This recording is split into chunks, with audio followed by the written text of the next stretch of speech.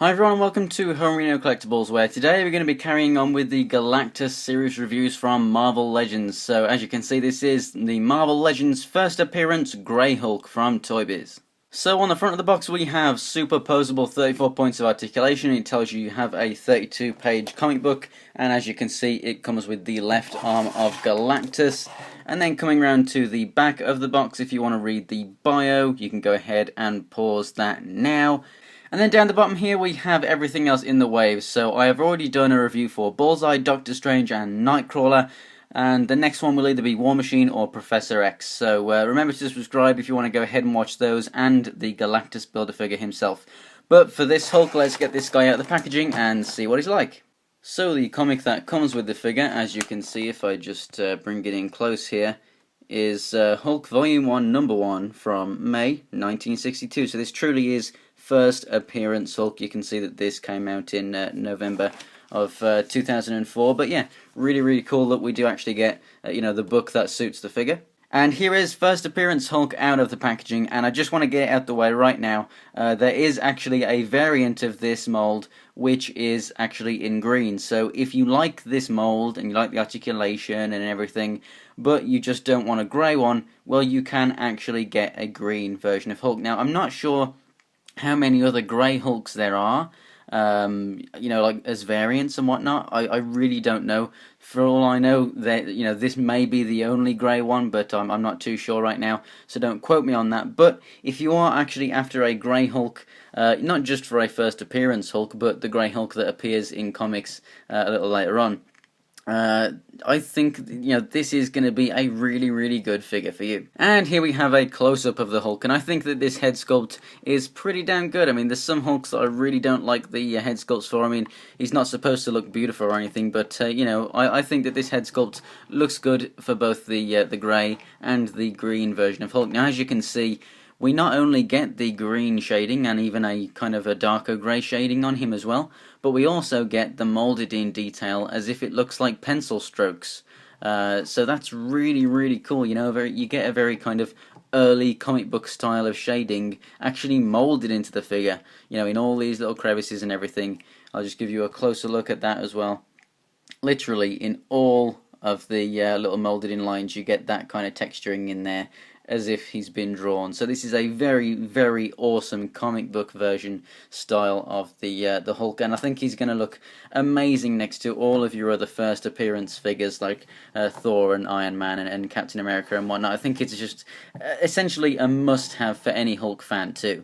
So also with the lower portion of the figure on the trousers here, we get amazing texturing too.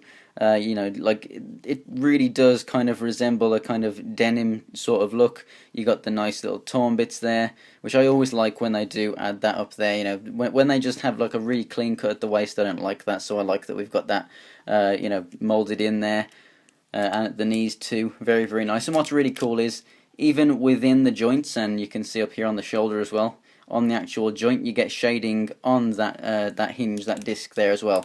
So you don't just get parts that aren't shaded. So it's really nicely done. Not only do we have like a kind of black wash going through it, but we also have purple on here as well, which you can see inside there too. We've got purple all the way inside that.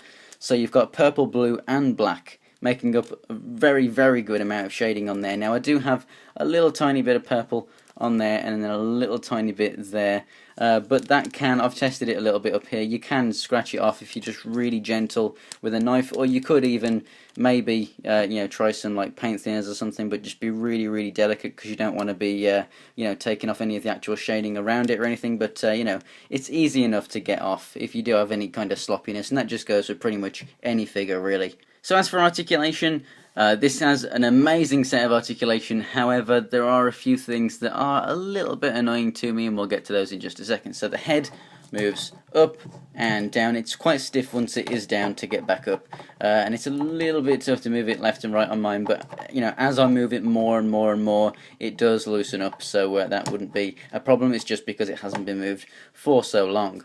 The arms are really nice. They come up all this way, and they also go 360 degrees around. A little stiff there, as you can see.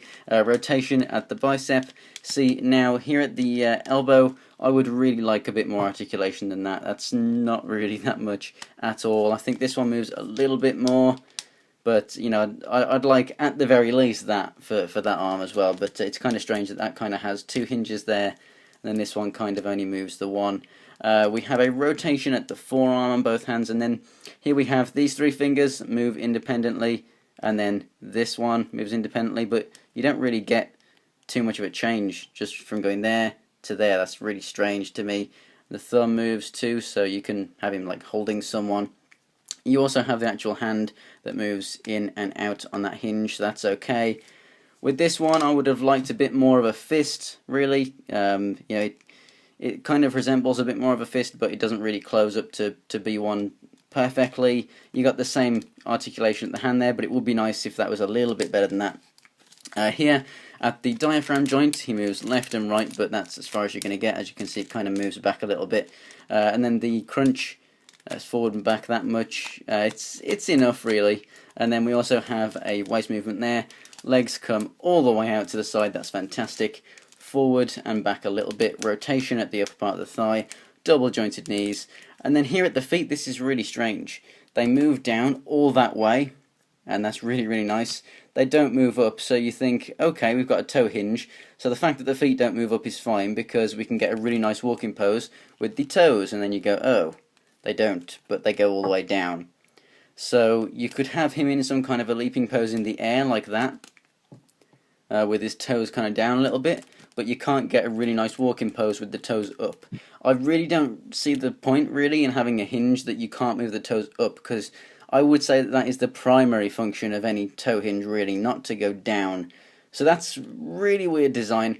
Also, what's very strange and I don't like is we have an awesome ankle pivot on this foot, and on this one, it barely moves at all because there's just less of a gap. As you can see, there's a big gap there enabling lots of movement. Here, there's just no gap.